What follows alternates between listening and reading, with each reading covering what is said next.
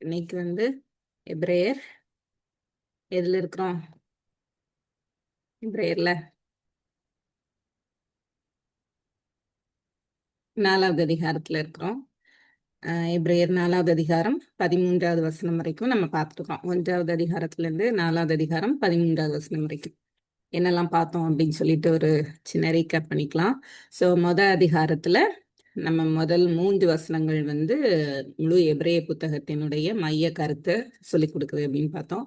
அதுல இயேசு கிறிஸ்து எவ்வளவு மேலானவர். எபிரேய புத்தகத்தினுடைய 2 முக்கியமான பாயிண்ட் என்னன்னா, ஃபர்ஸ்ட் ஜீசஸ் கிரைஸ்ட் எவ்வளோ சுப்பீரியர், எவ்வளோ பெட்டர் அப்படின்னு சொல்லிட்டு, ரெண்டாவது இதை வாசிக்கிறவங்க, இதை கேட்குறவங்க யாரும் இயேசு கிறிஸ்துவை நீங்கள் விட்டு விலகணுங்கிற எண்ணத்தில் இருக்கிறீங்க, இல்லை இயேசு கிறிஸ்துவை நீங்கள் இன்னும் ஏற்றுக்கொள்ளலை அப்படின்னா நீங்கள் அவருடைய விசுவாசத்திற்குள்ளே வாங்க, அவரை ஏற்றுக்கொள்ளுங்க அப்படின்னு சொல்லி அவர் ஆரம்பிக்கிறாரு.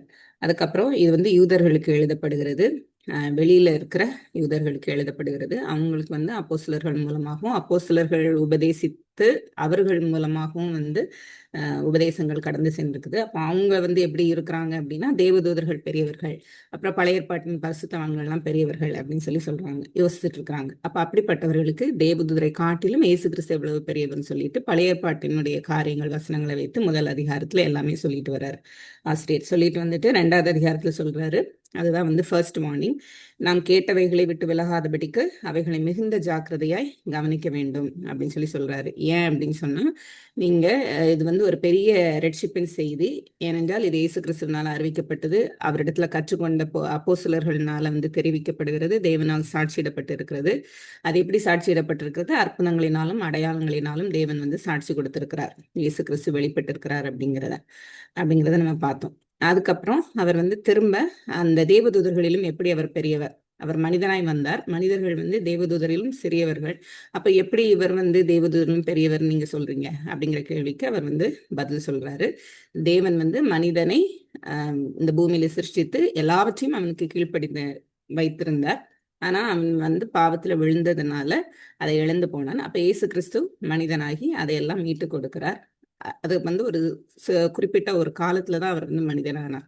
அதுக்கப்புறம் அவருடைய காரியத்தை அவர் முடித்துட்டு பரத்துக்கு ஏறி அவர் தேவனுடைய வலப்பாசில் இருக்கிறாரு. அதனால அவர் இன்றும் மனிதனுக்கு உதவியாக கை கொடுத்ததுனால அவர் இன்றும் தேவதூதர்களிலும் பெரியவராய் இருக்கிறார் அப்படின்னு முடிக்கிறார். அப்படி முடிக்கும் போது அவர் பிரதான ஆசாரியராய் இருக்கிறார் அப்படின்னு முடிக்கிறார். ஏன் அப்படின்னு சொன்னா, அவர் தேவனால் மனுஷனாக இந்த உலகத்துல அனுப்பப்பட்டதுனால அவர் அப்போஸ்தலர். ஏன் பிரதான ஆசாரியர் அப்படின்னு சொன்னா, மனிதர்களை மீட்டெடுத்து அவர்களுக்கு அந்த ஆளுகையை திரும்ப கொடுத்துட்டார். இப்ப மனிதர்களுக்காக பிதாவினிடத்துல பரிந்து பேசும்படியாக வலது பரிசத்துல உட்கார்ந்து இருக்கிறார். அப்ப அவர் பிரதான ஆசாரியர். அப்ப அந்த பிரதான ஆசாரியர் எப்படிப்பட்டவர்? அவர் உண்மை உள்ளவர் அப்படின்னு 3வது அதிகாரத்துல வர்றாரு. அப்போ மோசேயும் இஸ்ரவேல் ஜனங்களுக்காக தேவனிடத்துல நின்ற ஒரு மனிதன், உண்மை உள்ளவராய் இருந்தார். அப்ப மோசே யூதர்களை பொறுத்தவரும் ரொம்ப பெரியவர். அப்ப அவரை காட்டிலும் இயேசு கிறிஸ்து பெரியவர். எப்படி அவர் உண்மை உள்ளவராய் இருந்தார்? அவர் கீழ்ப்படிந்தார், தேவனுடைய திட்டத்திற்கு கீழ்ப்படிந்தார். தேவன் இளைப்பாறுதலை கொடுத்திருந்தார். யாருக்கு? மனிதனுக்கு, ஆதி மனிதனுக்கு. அவன் அதை இழந்து போனான். அப்ப அந்த இளைப்பாறுதல் இப்போ வரைக்கும் இருக்குது அப்படிங்கிறதற்கு சங்கீதத்திலிருந்து ஒரு வசனத்தை எடுத்து அதுல இருந்து விளக்கத்தை கொடுக்கிறார் ஆசிரியர். இப்ப சங்கீதத்துல இன்னும் இளைப்பாறுதல்குள்ளே நீங்க பிரவேசிப்பதில்லை அப்படின்னு சொல்லி தேவன் கோபத்திலே ஆணையிட்டார் அப்படின்னு சொல்லும்போது, இளைப்பாறுதல் யோசுவா மூலமா கானான் தேசத்திலே கொடுக்கப்பட்டு முடிந்ததில்லை. அப்ப இது என்ன இளைப்பாறுதல் அப்படின்னு சொல்லும்போது, தேவன் ஆதியிலே தன்னோடு ஜனங்கள் உறவாடும்படியாக தான் மனுஷனை சிருஷ்டித்தார். அப்ப அது ஒரு ஆவிக்குரிய இளைப்பாறுதல் அப்படிங்கிறத ஆசிரியர் வெளிப்படுத்தி, இப்படிப்பட்ட ஒரு இளைப்பாறுதலை நீங்க விட்டுறாதீங்க அப்படின்னு சொல்லி செகண்ட் வார்னிங் அவர் சொல்றாரு. அப்படி நீங்க விட்டீங்க அப்படின்னு சொன்னா, நீங்க நியாயத்திற்கு நாள்ல தேவனுக்கு முன்பாக நிற்பீங்க. அப்போ தேவனுடைய வசனம் உங்களை நியாயம் தீர்க்கும் அப்படின்னு சொல்லி முடிச்சிருக்கிறார். இதெல்லாம் அந்த 4 அதிகாரத்துல நம்ம பார்த்திருக்கிறோம். 4வது அதிகாரம் 13வது வசனம் வரைக்கும். இன்னைக்கு நம்ம 4வது அதிகாரத்துல 14வது வசனத்துல ஆரம்பித்து 5வது அதிகாரம் 10வது வசனம் வரைக்கும் நம்ம பார்க்க போறோம். சரியா? 4வது அதிகாரம் 14வது வசனத்துல இருந்து 5வது அதிகாரம் 10வது வசனம் வரைக்கும். அதுல முதல் பகுதி 4வது அதிகாரம் 14 இருந்து 16. அப்புறம் 2வது 5வது அதிகாரம் 1 இருந்து 4. அப்புறம் 3வது பகுதி 5வது அதிகாரம் 5 இருந்து 10வது வசனம் வரைக்கும். சரியா? முதல்ல நம்ம 4வது அதிகாரம் 14 இருந்து 16 வரைக்கும் வாசிக்கலாம். வானங்களின் வழியாய் பரலோகத்திற்கு போன தேவகுமாரனாகிய இயேசு என்னும் மகா பிரதான ஆசாரியர் நமக்கு இருக்கிறபடினால் நாம் பண்ணின அறிக்கையை உறுதியாய் பற்றி கொண்டிருக்க கடவும். நம்முடைய பலவீனங்களை குறித்து பரிதபிக்க கூடாத பிரதான ஆசாரியர் நமக்கிராமல் எல்லா விதத்திலும் நம்மை போல சோதிக்கப்பட்டும் பாவம் இல்லாதவராய் இருக்கிற பிரதான ஆசாரியரே நமக்கு இருக்கிறார். ஆதலால் நாம் இரக்கத்தை பெறவும் ஏற்ற சமயத்தில் சகாயம் செய்யவும் கிருபையை அடையவும் தைரியமாய் கிருபாசன தண்டையில் சேர கடவும். இந்த 3 வசனத்துல நம்ம என்ன பார்க்க போறோம் அப்படின்னு சொன்னா, தேவன் எப்படி பிரதான ஆசாரியராய் இருந்தார், இயேசு கிறிஸ்து எப்படிப்பட்ட ஒரு பிரதான ஆசாரியராய் இருந்தார் அப்படிங்கிறத நம்ம பார்க்க போறோம். முதல்ல நம்ம பார்த்தோம் தேவதூதர்களிலும் அவர் பெரியவர் அப்படின்னு சொல்லி. முதல் அதிகாரத்துல இருந்தே நம்ம பார்க்கிறோம், ஒவ்வொரு அதிகாரத்திலையும் பிரதான ஆசாரியர் இயேசு கிறிஸ்து அப்படிங்கிறது சொல்லப்பட்டுட்டே தான் வருது. முதலாவது அதிகாரத்துல நம்ம 3வது வசனத்துல பார்க்கிறோம், தம்மாலே தாமே நம்முடைய பாவங்களை நீக்கும் சுத்திகரிப்பை உண்டு பண்ணி உன்னதத்தில் உள்ள மகத்துவமானவருடைய வலது பரிசில் உட்கார்ந்தார் அப்படின்னு சொல்லி. அப்போ தன்னை பலியாக ஒப்பு கொடுத்து பாவங்களை நீக்கும் சுத்திகரிப்பை உண்டு பண்ணினவர் இந்த பிரதான ஆசாரியர். அதுக்கப்புறம் 2வது அதிகாரத்திலேயே நம்ம பார்க்கிறோம், 17வது வசனத்துல இரக்கமும் உண்மையும் உள்ள பிரதான ஆசாரியர் அப்படின்னு சொல்லி பார்க்கிறோம். 3வது அதிகாரம் 1வது வசனத்துல பார்க்கிறோம், அப்போஸ்தலரும் பிரதான ஆசாரியருமா இருக்கிற கிறிஸ்து அப்படின்னு சொல்லி பார்க்கிறோம். இப்ப 4வது அதிகாரத்துல அவர் எப்படி பிரதான ஆசாரியரா இருந்தார். வசனம் 14வது வசனம் சொல்லுது, மகா பிரதான ஆசாரியர் அப்படின்னு சொல்லி, the great high priest Jesus Christ அப்படின்னு சொல்லி. வானங்களின் வழியாய் பரலோகத்திற்கு போன தேவகுமாரனாகிய இயேசு. அப்போ நம்மளுக்கு ஆசாரியர்கள் தெரியும், பிரதான ஆசாரியர் ஆரோன், அவருடைய குமாரர்கள் தான் பிரதான ஆசாரியர். அப்போ இவங்க திரைக்குள்ளாக போறாங்க. வாசஸ்தலம் இருக்குது, தேவன் கட்டளையிட்டபடி மோசே கொடுத்த திட்டத்தின்படி இஸ்ரவேல் ஜனங்கள் வாசஸ்தலத்தை உண்டாக்கினாங்க. ஆசரிப்பு கூடாரம் எல்லாருக்குமே தெரியும். இப்ப அதுல மகா பரிசுத்த ஸ்தலத்திற்குள்ளாக வருஷத்துக்கு ஒரு முறை தான் பிரதான ஆசாரியர் போக முடியும். திரைக்குள்ளாக அவர் போகிறார். இங்க இயேசு கிறிஸ்து வானங்களின் வழியாய் பரலோகத்திற்கு போன அப்படின்னு சொல்லும் போது அவர் தேவன் அப்படிங்கிறத இவர் காண்பிக்கிறார். இந்த உலகத்துல பிரதான ஆசாரியர் திரைக்குள்ள போய் அப்படி தேவனை ஆண்டுவதற்காக அவருடைய பிரசன்னத்திற்கு உள்ள செல்லுகிறதற்கு அந்த திரைக்குள்ள போறாங்க. ஆனா இயேசு கிறிஸ்து மகா பிரதான ஆசாரியர். ஏன்னா அவர் வானங்களின் வழியாய் பரலோகத்துல இருக்கிற பிதாவினிடத்திற்கு அவர் சென்றிருக்கிறார். அப்ப தேவகுமாரனாகிய இயேசு அப்படின்னு சொல்லுகிறார் ஆசிரியர். அப்ப இந்த காரியங்கள்லாம் என்னதை குறிக்குது அப்படின்னு சொன்னா, இயேசு கிறிஸ்து தேவன். அவர் மனிதனாய் வந்திருந்தாலும் தேவதூதரிலும் பெரியவர். இப்பொழுது அவர் தேவனாய் இருக்கிறாருங்கிறத காமிக்கிறது தான் இந்த வார்த்தைகள். வானங்களின் வழியாய் பரலோகத்திற்கு போன தேவகுமாரனாகிய இயேசு என்னும் மகா பிரதான ஆசாரியர். அப்ப இங்க இருக்கிற உலகத்துல இருந்தவங்க பிரதான ஆசாரியர், இவர் மகா பிரதான ஆசாரியர். நமக்கு இருக்கிறபடினால் நாம் பண்ணின அறிக்கையை உறுதியாய் பற்றி கொள்ள கடவோம். அது என்ன அறிக்கை? நம்ம லாஸ்ட் இதுலயே நம்ம பார்த்தோம், நம்ம ப்ரொஃபஸ் பண்ணிட்டு விட்டுறக்கூடாது. வி ஷுட் பொசஸ் அப்படின்னு நம்ம பார்த்தோம். அப்படின்னா என்ன அர்த்தம்? விசுவாச அறிக்கை பண்றதுல விசுவாசத்திலே வாழ்வது, இயேசு கிறிஸ்துவை விசுவாசித்து அவர்ல வாழ்வது, அதுதான் possessing Christ. Not just professing Christ, we should possess Christ அப்படின்னு சொல்லும்போது நம்ம இயேசு கிறிஸ்துவை விசுவாசித்தேன் அப்படின்னு சொல்லிட்டு போறது இல்லை. ஏற்கனவே இந்த லெட்டர் இந்த நிருபம் 3 பேருக்கு, 3 ஆடியன்ஸ்க்கு எழுதப்பட்டிருக்கிறது. முதல்ல விசுவாசிகள், 2வது விசுவாசிக்கலாம் அப்படின்னு சொல்லி நினைக்கிறாங்க, பட் அவங்களுடைய லைஃபை இன்னும் ஒப்பு கொடுக்கல. 3வது விசுவாசிக்கவே இல்லை, ஏற்றுக்கொள்ளவும் இல்லை, விசுவாசிக்கவும் இல்லை. இப்போ நம்ம விசுவாசிகள்னு சொல்றோம், ஆனா நம்மளுடைய லைஃபை ஒப்பு கொடுத்துருக்கோமா அப்படிங்கிறத நம்ம பார்க்கணும். இல்லைன்னா நம்மளும் அறிக்கை பண்ணுகிறவர்கள் தான். அப்ப நமக்கு இருக்கிறபடினால் நாம் பண்ணின அறிக்கையை உறுதியாய் பற்றி கொள்ள கடவோம் அப்படின்னு சொல்லும் போது, அகைன் இதை எப்படி நம்ம உறுதியாய் பற்றி கொள்ளுகிறது? இயேசு கிறிஸ்துவுக்குள்ள நம்ம இருக்கும்போது பரிசுத்த ஆவியானவர் நமக்கு அச்சாரமாய் கொடுக்கப்பட்டிருக்கிறார். அப்ப நம்ம உறுதியாய் பற்றி கொள்ள வேண்டும் அப்படின்னு சொல்லும்போது அவரை விசுவாசிக்க வேண்டும். இயேசு கிறிஸ்து எனக்காக எல்லாவற்றையும் செய்திருக்கிறார் சொல்லி விசுவாசிக்க வேண்டும். ஏன்னா இந்த இடத்துல ஆசிரியர் சொல்றாரு, அவர் மகா பிரதான ஆசாரியர், எனக்காக அவர் பலியை செலுத்தி இருக்கிறாரு. அதனால நான் அறிக்கையை உறுதியாய் பற்றி கொள்ள வேண்டும் அப்படின்னு சொல்லும்போது, வாசல் வரைக்கும் வந்துட்டேன், இயேசு கிறிஸ்து தான் வாசல். அதுக்குள்ள நான் நுழைஞ்சிட்டேனா இல்ல வாசல்ல இருக்கிறேனா இல்ல வாசல்ல இருந்து நான் கொஞ்சம் தள்ளி இருக்கிறேனா அப்படிங்கிறது வந்து இந்த நிருபத்தை வாசிக்கிற எல்லாரும் அவங்களை ஆராய்ந்து கொள்ள வேண்டும். அப்ப அறிக்கை செய்துட்டு இருக்கக்கூடாது. அந்த அறிக்கையை உறுதியாய் பற்றிக்கொள்ள கடவும் அப்படின்னு சொல்லும்போது விசுவாச வாழ்க்கை வந்து வாழ வேண்டும் அப்படின்னு ஆசிரியர் சொல்றாரு. அடுத்த வசனம், நம்முடைய பலவீனங்களை குறித்து பரிதபிக்க கூடாத பிரதான ஆசாரியர் நமக்கிராமல் அப்படின்னு சொல்லப்பட்டிருக்கு. இங்க பலவீனங்களை குறித்து அப்படின்னு சொல்லும்போது எதை குறிக்கிறது அப்படின்னு சொன்னா, இந்த உலகத்துல வந்து நம்மளுக்கு உபத்திரவங்கள் உண்டு, அந்த வசனங்கள்லாம் நம்மளுக்கு தெரியும். ஆனா இந்த இடத்துல பலவீனங்கள் அப்படின்னு சொல்லும்போது நம்மளுக்கு வருகிற சோதனைகள், அதாவது பாவத்திற்கு நேராய் நம்ம இழுக்கக்கூடிய சோதனைகள். ஏன்னா பாவம் வந்து தேவனுக்கு விரோதமான ஒரு காரியம், அவரையும் மனிதனையும் பிரித்தது அந்த பாவம் தான். இப்போ நம்ம வந்து ஏற்கனவே ஆதாமுடைய வித்து நமக்குள்ள இருக்கிறதுனால நம்ம வந்து பாவத்துக்கு சாய்ந்து போகிற ஜனக்கூட்டம் தான். ஆனா நம்ம இயேசு கிறிஸ்துவை விசுவாசித்து அவருடைய ராஜ்யத்துக்குள்ள வந்திருக்கிறோம். இப்ப நம்ம வந்து பலவீனங்களை குறித்து அப்படின்னு சொல்லும்போது நம்மளுடைய பலவீனம் என்ன? நம்ம எப்ப வேணாலும் வந்து அந்த பாவத்துல விழுந்து போற இல்ல அந்த பக்கத்துக்கு நம்ம சாயக்கூடிய ஒரு சூழ்நிலைக்குள்ளாக தான் அந்த உலகத்துல வாழ்ந்துட்டு இருக்கோம். அப்போ அந்த பலவீனங்களை குறித்து பரிதபிக்க கூடாத பிரதான ஆசாரியர் யாரு அப்படின்னா, இந்த உலகத்துல மனிதனாக அந்த ஆரோனின் சந்ததியார் வந்து பிரதான ஆசாரியரா இருந்தாங்க. அவங்களுக்கு இதனுடைய காரியம் என்னன்னு முழுமையா தெரியாது. ஆனா இயேசு கிறிஸ்துவுக்கு தெரியும். ஏன்னா இயேசு கிறிஸ்து வந்து 100% மனிதனாகவும் 100% தேவனாகவும் இந்த உலகத்துல வாழ்ந்தாரு. அப்படி வாழ்ந்து வரும்போது அவர் வளர்ந்து அவருடைய மினிஸ்ட்ரியிலும் சரி, அவருடைய கடைசி நாட்கள்லயும் சரி, அவர் வந்து அநேக சோதனைகளுக்குள்ளாக கடந்து போனார். நம்ம ஏற்கனவே பார்த்தோம். ஒவ்வொரு நாளும் அவருக்கு சோதனை தான். நம்ம படுகிற எல்லா சோதனைக்குள்ளாகவும் தான் அவர் கடந்து சென்றிருக்கிறார். அதனால்தான் வசனம் வந்து 1வது அதிகாரம் 18 சொல்லப்பட்டிருக்கிறது. அவர் தாமே சோதிக்கப்பட்டு பாடுபட்டதுனாலே அவர் சோதிக்கப்படுபவர்களுக்கு உதவி செய்ய வல்லவராக இருக்கிறார். அப்ப இந்த இடத்துல என்ன சொல்லியிருக்குன்னா, நம்மளுடைய பலவீனங்களை குறித்து அவர் பரிதாபப்படக்கூடிய ஒரு தேவன். ஏன்னா அவர் அது வழியா கடந்து போனார். அவரை சுற்றியும் பாவம் நெருக்கி கொண்டிருந்தது. ஆனா அவரை பாவம் அண்டாது. அதனால அவர் வந்து அதை மேற்கொண்டார். ஒரு மனிதனாய் இருந்து அதை மேற்கொண்டார். அப்போ அவருக்கு வந்து எவ்வளவு தூரம் அது இழுக்கும் அப்படிங்கிறது வந்து தெரியும். நம்மளை எப்படி வந்து பாவம் இழுக்குது அப்படிங்கிறது வந்து ஒரு சோதனை வரும்போது நம்மளுக்கு தெரியுது. டெம்டேஷன் வந்து நம்மளுக்கு வரும்போது நம்மளுக்கு தெரியுது.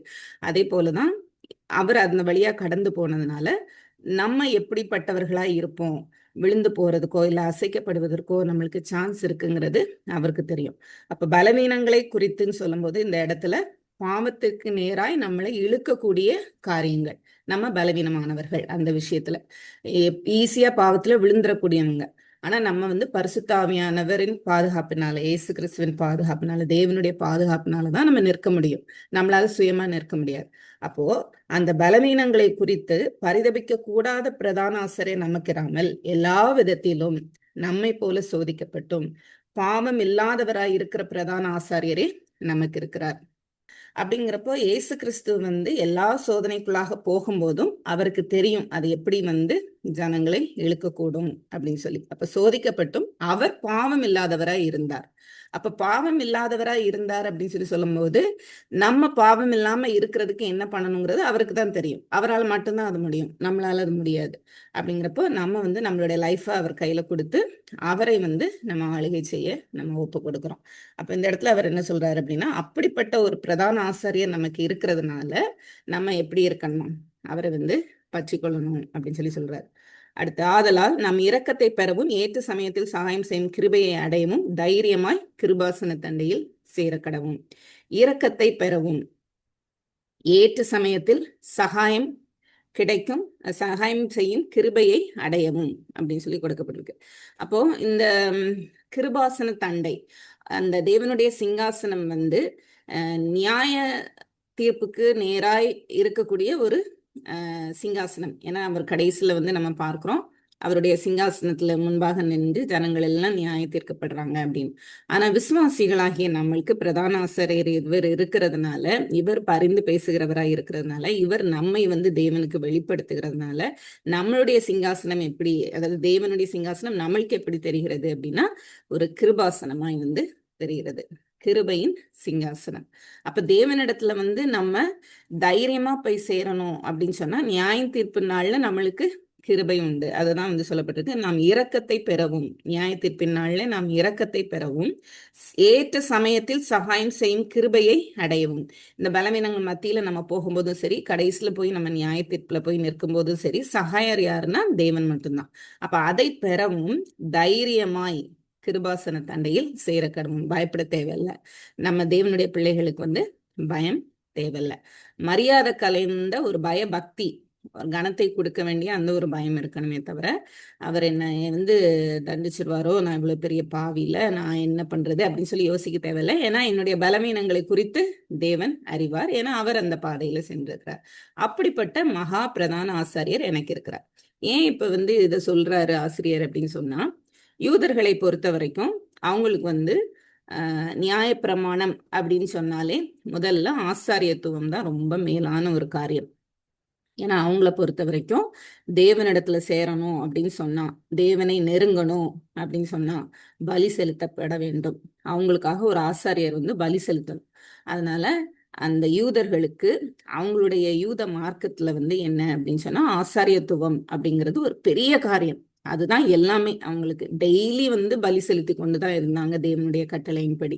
அப்போ இதெல்லாம் செய்யும் போதுதான் தேவனிடத்துல அண்ட முடியுங்கிறது அவங்களுக்கு தெரிந்த ஒரு காரியம். இப்ப அவங்க வந்து யோசிக்கிறாங்க, கிறிஸ்தவர்கள் நீங்க வந்து இப்ப பலியே செலுத்துறது இல்லையே, அப்போ உங்களுக்கு யார் ஆசாரியன், உங்களுடைய பாவம் எப்படி மன்னிக்கப்படுகிறது, அந்த மாதிரி கேள்விக்கு தான் வந்து இவர் வந்து பதில் சொல்றாரு. நம்மளுக்கு வந்து மகா பிரதான ஆசாரியர் இருக்கிறாரு. இங்க உலகத்துல இருந்த ஆசாரியன் வந்து பலமைங்களை குறித்து பரிதபிக்க முடியாது. ஆனா அந்த இயேசு கிறிஸ்து வந்து இதுக்குள்ளெல்லாம் கடந்து போனார். கடந்து போகும்போதிலும் அவர் பாவம் இல்லாதவராய் இருந்தார். அதனால எங்களுக்கு ஒரு ஆசாரியர் உண்டு, பிரதான ஆசாரியர் உண்டு. அவர் மகா பிரதான ஆசாரியர் அப்படின்னு. ஏன்னா அவர் தேவகுமாரன், ஆனால் அவர் பிரதான ஆசாரியர், அதனால தேவனாயும் இருக்கிறாருங்கிறத வந்து ஆசிரியர் இங்க சொல்றார். இப்போ அதனுடைய கண்டினியூஷன், அதனுடைய எக்ஸ்பிளனேஷன் தான் அவர் சொல்ல போறார். அதாவது ஒரு பிரதான ஆசாரியனுக்கு என்னென்ன குவாலிஃபிகேஷன் இருக்கணும் யூதர்களுக்கு தெரியும். அவங்க அந்த பழைய ஏற்பாட்டை படித்திருக்கிறதுனால அவங்களுக்கு வந்து என்னென்ன குவாலிஃபிகேஷன் உண்டுன்னு அவங்களுக்கு தெரியும். ஸோ இப்போ ஆசிரியர் என்ன செய்ய போறாரு அப்படின்னு சொன்னா, அந்த மகா பிரதான ஆசாரியர் எங்களுக்கு உண்டு அப்படின்னு சொல்லிட்டார். அதனால நாங்க பயப்பட தேவையில்ல, தைரியமா அவருடைய ஆசனத்துல போய் சேருவோம். அந்த மாதிரி எங்களுக்கு நியாய தீர்ப்பு இல்லை, அவர் இரக்கமுள்ள தேவன், அவர் எங்கள் சகாயர், இதெல்லாம் இவர் சொல்லிட்டு இப்ப இயேசு கிறிஸ்துவ நாங்க ஏன் மகா பிரதான ஆசாரியன்னு சொல்றோம் அப்படிங்கிறத சொல்ல போறாரு. இந்த குவாலிஃபிகேஷன்லாம் அவர் ஃபுல்ஃபில் பண்ணியிருக்கிறாரா, குவாலிஃபிகேஷனை ஃபுல்ஃபில் பண்ணலை அப்படின்னு யூதர்கள் நினைக்கிறாங்க. ஏன் அப்படின்னு சொன்னா, அவர் ஆரோனுடைய சந்ததியில வரல. ஆரோனுடைய குமாரர் தான் பிரதான ஆசாரியர். இப்ப இவர் வந்து ஆரோனுடைய சந்ததியில வரல, அது ஒண்ணு. அப்புறம் அந்த கோத்திரத்திலயும் அவர் இல்லை, லேவி கோத்திரத்திலயும் அவர் இல்லை. அப்ப யூதர்களை பொறுத்த வரைக்கும் இவர் எப்படி பிரதான ஆசாரியர் அப்படின்னு சொல்றப்போ, அந்த குவாலிஃபிகேஷனை எப்படி இவர் ஃபுல்ஃபில் பண்றாரு அப்படிங்கிறது தான் 5வது அதிகாரம் முதல் 4 வசனத்துல சொல்ல போறாரு ஆசிரியர். அதுக்கப்புறம் 5வது வசனத்துல இருந்து 10வது வசனத்துல அந்த குவாலிஃபிகேஷனை எப்படி ஃபுல்ஃபில் பண்ணாரு இயேசு கிறிஸ்து அப்படிங்கிறத சொல்ல போறார். ஸோ இதெல்லாம் செய்ததுனால இவர் கிறிஸ்தவர்களுக்கு மகா பிரதான ஆசாரியர். அதனால நீங்களும் அதை விசுவாசிங்கன்னு சொல்ல போறார். இது வரைக்கும் புரிஞ்சிருக்கும்னு நினைக்கிறேன். புரிஞ்சுச்சா? ஏதாவது டவுட் இருக்கா? இது வரைக்கும் 3 வசனம் தான் பார்த்துருக்கோம். இப்ப 5ல நம்ம என்ன பார்க்க போறோம் அப்படிங்கிறத சொல்லிட்டேன். இப்ப 5வது அதிகாரம் முதல் 4 வசனத்தை நம்ம வாசிக்கலாம். அன்றியும் மனுஷரில் தெரிந்து கொள்ளப்பட்ட எந்த பிரதான ஆசாரியனும் பாவங்களுக்காக காணிக்கைகளையும் பலிகளையும் செலுத்தும்படி மனுஷருக்காக தேவ காரியங்களை பற்றி நியமிக்கப்படுகிறான். தானும் பலவீனம் உள்ளவனானபடியினாலே அறியாதவர்களுக்கும் நெறி தப்பி போனவர்களுக்கும் இறங்கத்தக்கவனாய் இருக்கிறான். அது நிமித்தம் அவன் ஜனங்களுடைய பாவங்களுக்காக பலியிட வேண்டியது போல தன்னுடைய பாவங்களுக்காகவும் பலியிட வேண்டியதாய் இருக்கிறது. மேலும் ஆரோனை போல தேவனால் அழைக்கப்பட்டால் ஒழிய ஒருவனும் இந்த கனமான ஊழியத்திற்கு தானாய் ஏற்படுகிறதில்லை. இப்ப இந்த 4 வசனத்துல qualification of the high priest இருக்கு அப்படின்னு சொன்னேன். உங்களுக்கு என்ன குவாலிஃபிகேஷன் தெரியுது இதை வாசிக்கும் போது?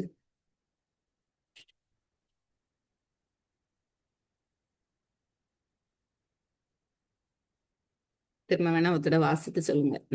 முதல் 4 வசனத்துல ஒரு ஆசாரியர், பிரதான ஆசாரியனுடைய தகுதி என்ன அப்படின்னு சொல்லி கொடுக்கப்பட்டிருக்கு. நீங்க அதை என்னன்னு யோசிக்கிறீங்க? ஒருவன் பிரதான ஆசாரியன் ஆக வேண்டுமானால் அவனுக்கு ஒரு சில தகுதிகள் இருக்குதுன்னு ஆசிரியர் எக்ஸ்பிளைன் பண்ண போறாரு. இது யூதர்களுக்கு ஆல்ரெடி தெரியும். என்ன தகுதிங்கிறத முதல்ல சொல்லிட்டு இயேசு கிறிஸ்து எப்படி அந்த தகுதிகளுக்குள்ள வந்தாருங்கிறத சொல்ல போறாரு. உங்களுக்கு என்ன தகுதி அதுல தெரியுது?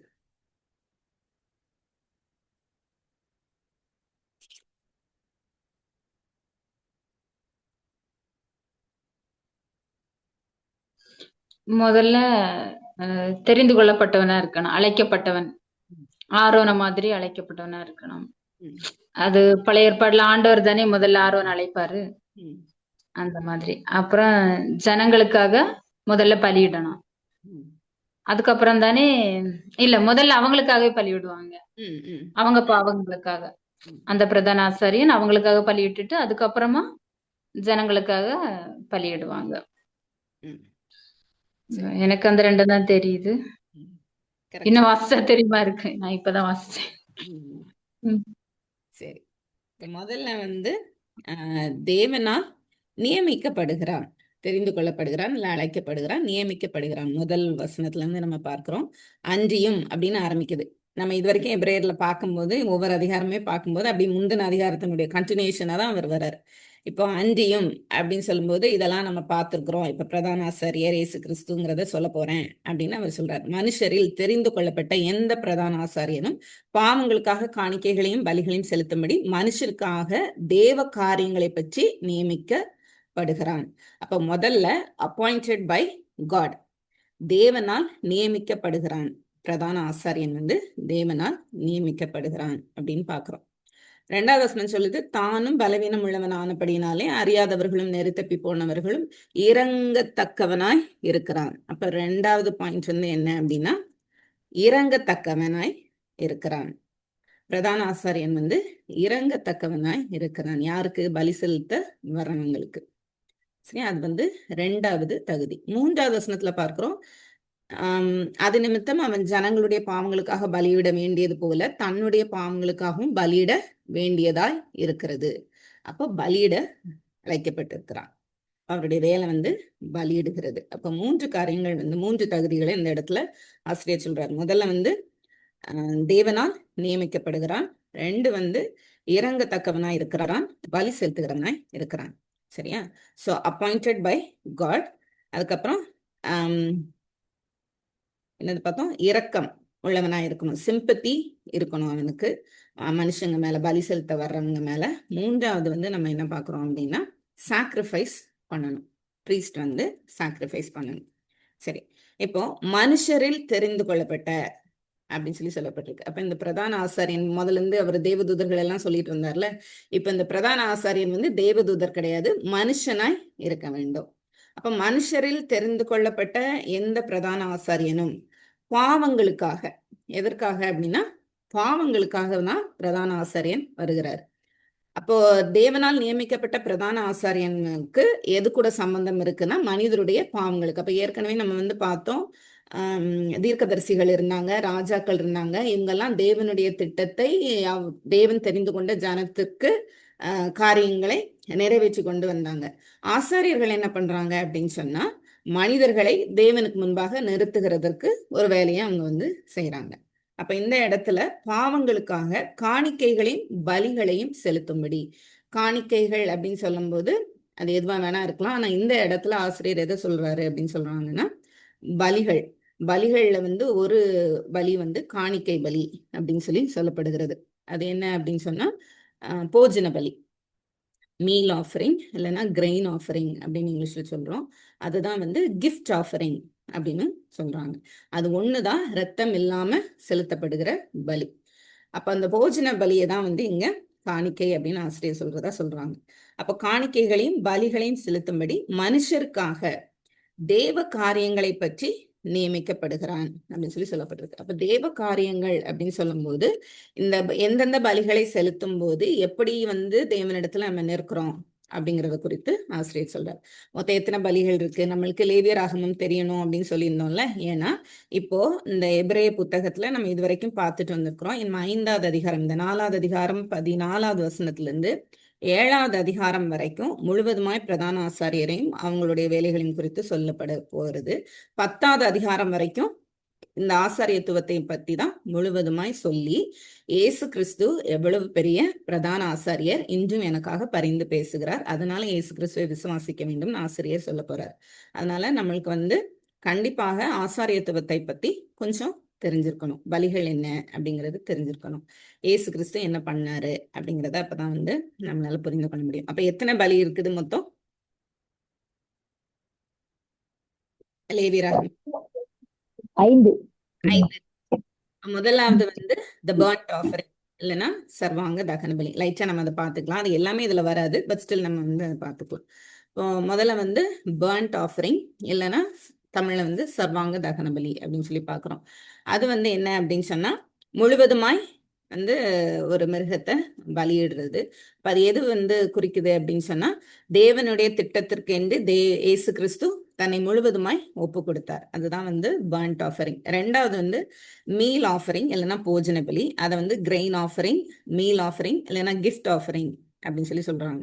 இப்ப இது என்ன அப்படின்னு சொன்னா, ஒரு பரிசுத்தமாய் இருக்கிறதாய் காண்பிக்கிறது. அதாவது தேவனாக இயேசு கிறிஸ்து தன்னை முழுவதுமாய் பரிசுத்தம் உள்ளவராய் ஒப்பு கொடுத்தார் தேவனுடைய திட்டத்திற்கு. இப்ப நம்மளும் எப்படி இருக்கணும் அப்படின்னு சொன்னா, இந்த போஜன பலியில நம்ம கற்றுக்கொள்கிறது என்ன அப்படின்னு சொல்லி சொன்னா, நம்மளுடைய லைஃபை ஃபுல் அண்ட் ஃபுல் சந்தோஷமா ஒப்பு கொடுக்கிற, சரண்டர் பண்ண, டெடிகேட் பண்றதுக்கு நம்ம ரெடியா இருக்கணும். அப்ப இதுல மாவு, அதுக்கப்புறம் அது புளிக்க கூடாது, அதனால தேனோ இல்ல புளிப்புள்ள எதுவோ அதுல கலக்கக்கூடாது. அதே போல உப்பு கொஞ்சம் போட்டு வைக்கணும். அப்போ உப்பு ப்ரிசர்வ் பண்ணும். ஸோ இந்த மாதிரி காரியங்கள்லாம் போஜன பலியில இருக்கு. அப்ப நம்மளும் ஒவ்வொரு நாளும் நம்மளை பரிசுத்தமாய் வைத்து கொள்ள வேண்டும். புளிப்பில்லாதவர்களாய் நம்ம பார்த்துக்கொள்ளணும். அப்படின்னா பாவம் இல்லாதவர்களாய் நம்ம இருக்கிறதுக்கு தேவனிடத்துல நம்ம ஒப்பு கொடுக்கணும். அதுதான் மீல் ஆஃபரிங். அப்போ அடுத்தது பீஸ் ஆஃபரிங். பீஸ் ஆஃபரிங் என்னன்னு சொல்றாங்கன்னா சமாதான பலி. இன்னொரு பேர் அதுக்கு ஃபெலோஷிப் ஆஃபரிங். தேவனுக்கும் மனிதர்களுக்கும் இடையில முதல்ல பிரிவு இருந்தது ஆதாமனுடைய பாவத்து நிமித்தம். இயேசு கிறிஸ்துவினால இப்ப நம்ம சமாதானத்துக்குள்ள ஆயிருக்கிறோம் தேவனோட. அப்போ அந்த பீஸ் ஆஃபரிங் இல்ல சமாதான பலி இல்ல ஃபெலோஷிப் ஆஃபரிங் அப்படின்னு சொல்லும்போது அந்த பேர்லயே நம்மளுக்கு தெரியுது, தேவன் கொடுத்த இத்தனை பெரிய ரெட்ஷிப்னால சந்தோஷமாய் அவரிடத்துல நம்ம சேருகிறோம் இந்த பலியின் மூலமா. அப்போ தேவன் தான் அந்த பலியாய் தன்னை ஒப்பு கொடுத்து அந்த சமாதானத்தை நமக்கு ஏற்படுத்தி கொடுத்திருக்கிறார். அவர் தான் சமாதானக்காரனர். இப்போ நம்ம அதை உற்சாகமாய் அவர் கூட ஒரு ஃபெல்லோஷிப்ல, ஒரு கம்யூனியன்ல நம்ம இருக்கிறோம் அப்படின்னு பார்க்கிறோம். அடுத்து சின் ஆஃபரிங், பாவ நிவாரண பலி. அடுத்து குற்ற நிவாரண பலி. 2 இருக்குது. இப்போ சின் ஆஃபரிங் அப்படின்னு சொல்லும்போது அதை பியூரிஃபிகேஷன் ஆஃபரிங் அப்படின்னு சொல்லி சொல்றாங்க. அப்போ பாவம் செய்தா கண்டிப்பா நீங்க பலி கொடுக்கணும். முதல் பார்த்த 3 பலிகளும் வாலண்டரி ஆஃபரிங். நீங்க கொடுக்கலாம், கொடுக்காமையும் இருக்கலாம். பலி செலுத்தலாம், செலுத்தாம இருக்கலாம். சர்வாங்க பலி நீங்க டெய்லி செலுத்தணும். அது நீங்க வாலண்டரியா செலுத்தணும். அப்போ முழுவதுமா என்னை ஒப்பு கொடுக்குறேன் அப்படிங்கிற போது டெய்லி நான் என்னை ஒப்பு கொடுக்குறேன், முழுவதுமா என்ன ஒப்பு கொடுக்குறேன் இந்த மாதிரி. ஸோ ஃபர்ஸ்ட் 3 ஆஃபரிங் என்ன ஆஃபரிங் அப்படின்னா வாலண்டரி ஆஃபரிங். இந்த வாலண்டரி ஆஃபரிங்கை தான் நம்ம என்ன வாலண்டரியா நம்ம கொடுக்குறோம், மனமு உற்சாகமாய் நம்ம கொடுக்குறோம். அதனால அது வாலண்டரி ஆஃபரிங். ஸோ இந்த ஆஃபரிங்க்கு இன்னொரு பேர் என்னன்னா thanks giving offering. First 3 offerings எதெல்லாம்? சர்வாங்க தகன பலி, போஜன பலி, சமாதான பலி. பர்ன்ட் ஆஃபரிங், மீல் ஆஃபரிங், இன்னொன்று பீஸ் ஆஃபரிங். இப்போ சின் ஆஃபரிங் கண்டிப்பாக செலுத்தணும். பாவம் செய்தா நீங்க கண்டிப்பா பலி செலுத்தணும். அப்பதான் உங்களுடைய பாவம் மன்னிக்கப்படும். அப்ப பாவத்திலிருந்து ஒரு ரிமிஷன் கிடைக்குது, ஒரு விடுதலை கிடைக்குது. அது சின் ஆஃபரிங். அதுதான் பியூரிஃபிகேஷன் ஆஃபரிங் அப்படின்னு சொல்றாங்க. அடுத்து கில்ட் ஆஃபரிங், இல்லைன்னா ட்ரெஸ்பாஸ் ஆஃபரிங், இல்லைன்னா ரெப்பரேஷனல் ஆஃபரிங் அப்படின்னு சொல்றாங்க. சரியா? கில்ட் ஆஃபரிங், அப்படி இல்லைன்னா ட்ரெஸ்பாஸ் ஆஃபரிங், அப்படி இல்லைன்னா அது ரெப்பரேஷன் ஆஃபரிங். அப்படின்னா என்ன? குற்ற நிவாரண பலி. ஏற்கனவே சின் ஆஃபரிங் அப்படின்னு சொல்லும் போது ஏதோ நம்மளுடைய சரீரத்துல ஒரு சில காரியங்கள் இருந்தா தீட்டு, இதெல்லாம் நீங்க செய்யக்கூடாது அப்படின்னு செய்யும்போது அது தெரியாம நீங்க செஞ்சிட்டீங்க அப்படின்னு சொன்னீங்கன்னா அதுக்கு நீங்க பலி செலுத்தலாம். இந்த குற்ற நிவாரண பலிக்கு என்ன அப்படின்னு சொன்னா, நீங்க கண்டிப்பா அதற்கு ஒரு அமௌண்ட் நீங்க கொடுக்க வேண்டியது இருக்கும். நீங்க ஏதோ ஒண்ணு கொடுத்து தான் உங்களுடைய பாவ மன்னிப்பை வந்து நீங்க பெற்றுக்கொள்ள முடியும். இப்ப வந்து இன்னொருத்தருடைய மாடு வந்து இங்க வந்து முட்டி உங்களோட மாடு இறந்து போயிடுச்சு அப்படின்னா அந்த ஓனருக்கு வந்து நீங்க இவ்வளவு தூரம் கொடுக்கணும் அப்படின்னு சொல்லி, அப்போ ஒரு சில சட்டங்கள் வந்து நீங்க தெரியாம மீறிட்டீங்க அப்படின்னு சொன்னா அதுக்குரிய காரியத்தை நீங்க கொடுக்கணும், பலியும் செலுத்தணும். அப்போ இந்த ரெண்டையும் நம்ம பார்க்கும்போது இயேசு கிறிஸ்து அதை செய்தார். ஒன்று வந்து நம்மை விடுவித்தார், ரெண்டாவது வந்து நம்முடைய பாவங்களுக்காக தன்னை ஒப்பு கொடுத்தார், தன்னை வந்து ஜீவ பலியாக ஒப்பு கொடுத்தார். அப்ப சின் ஆஃபரிங், ட்ரெஸ்பாஸ் ஆஃபரிங் வந்து இதுதான் டிஃபரன்ஸ். சின் ஆஃபரிங் அப்படின்னு சொல்லும்போது தெரியாம செய்த ஏதோ ஒரு காரியம் வந்து பிரச்சனை ஆயிடுச்சு, தேவனுடைய அந்த நியாயப்பிரமாணத்துக்கு விரோதமாய் ஆயிடுச்சு அப்படின்னு சொன்னா அதுக்கு ஒரு பலி செலுத்துறாங்க. அடுத்தது வந்து ஒரு கவர்மெண்ட் மாதிரி சிவில் லாஸ் நிறைய இருக்குது. அப்போ அந்த நியாய பிரமாணத்துல வந்து ஏதோ ஒரு இதை மீறி அடுத்தவங்களுக்கு ஏதோ ஒன்று ஆயிடுச்சு அப்படின்னு சொன்னா நீங்க வந்து அதுக்கு என்ன செலுத்தணுமோ அதை வந்து நீங்க செலுத்தி அதுக்கப்புறம் நீங்க பலியும் செலுத்தணும். அப்போ இந்த மாதிரி ஆஃபரிங்ஸ் வந்து இருக்குது, 5 விதமான பலிகள். அதுல நான் சொன்ன மாதிரி ஒண்ணு வந்து காணிக்கைன்னு இந்த இடத்துல கொடுத்துருக்கிறது வந்து போஜன பலி. இப்போ இந்த ஆஃபரிங் எல்லாம் வந்து இயேசு கிறிஸ்து தன்னை காண்பிக்கும்படியா, அவரை குறிக்கும்படியா தேவன் வந்து ஏற்கனவே பழைய ஏற்பாட்டுல வந்து அவர் கொடுத்திருக்கிறார். இப்ப இந்த பலியை இவங்க செலுத்த வரும்போது யார் செலுத்த வராங்க? இப்போ ஒருத்தர் பாவம் செஞ்சுட்டான் அப்படின்னு சொல்லிட்டு ஒரு பலியை செலுத்துறதுக்கு கொண்டு வராங்க அப்படின்னு சொன்னா இந்த பலிக்கு இந்த தண்டனை உனக்கு, ஆனா இப்ப வந்து கடவுள்கிட்ட பலி செலுத்த போறேன்னு ஒரு ஆசாரியன் சொல்லும் போது அந்த கஷ்டத்துக்குள்ளாக கடந்து போற, இல்ல தெரியாம, இப்ப இந்த 2 ஆஃபரிங்குமே எப்படின்னா சின் ஆஃபரிங் அண்ட் கில்ட் ஆஃபரிங் எப்படி அப்படின்னு சொன்னா நீங்க தெரியாம பண்ணதுக்கு தான் வந்து பாவ மன்னிப்பு உண்டு. நீங்க தெரிஞ்சு பண்றீங்க அப்படின்னு சொன்னா பாவத்திலே 2 விதம் இருக்கு.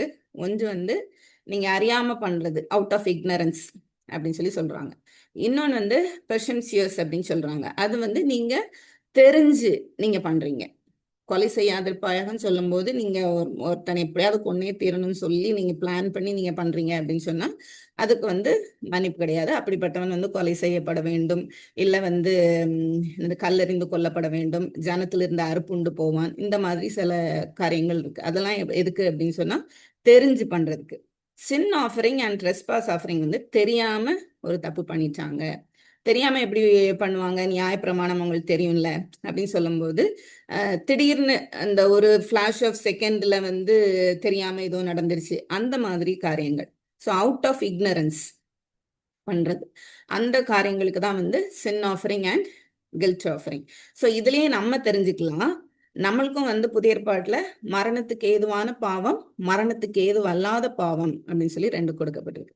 அப்ப இந்த ஆஃபரிங்ல இருந்து நீங்க கத்துக்கிறது என்ன? மரணத்துக்கு ஏதுவான பாவம் என்ன, மரணத்துக்கு ஏது அல்லாத பாவம்னா என்ன?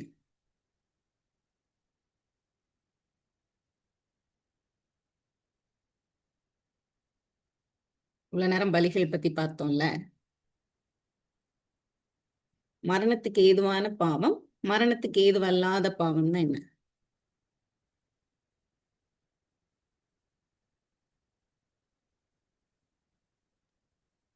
அறியாமல் செய்யறது மரணத்துக்கு ஏது வரலாத பாவம், அறிந்தும் ஒரு விரோதமாய் செய்யறது மரணத்துக்கு ஏதுவான பாவம் தான். இதை வச்சு எனக்கு ரொம்ப நாளா டவுட் உண்டு, அது என்ன பாவம் அப்படின்ட்டு. ஓ, மரணத்துக்கு ஏதுவல்லாத பாவம் மரணத்துக்கு ஏதுவான பாவமா? யாக்கோபுல தானே இருக்கு அது, அதை வேண்டுதல் செய்யணும் சொல்லின்னு சொல்லுவாரு அவரு. ஆமா. வேற யாருக்காவது தெரியுமா? நம்ம அங்கிள் வந்து பாஸ்டர் அங்கிள் வந்து சர்ச்ல சொல்லியிருக்காங்க. யாக்கோபுலையா இருக்குது?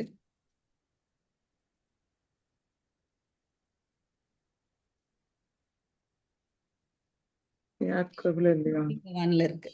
1 யோவான் 1 யோவான் 16, 17.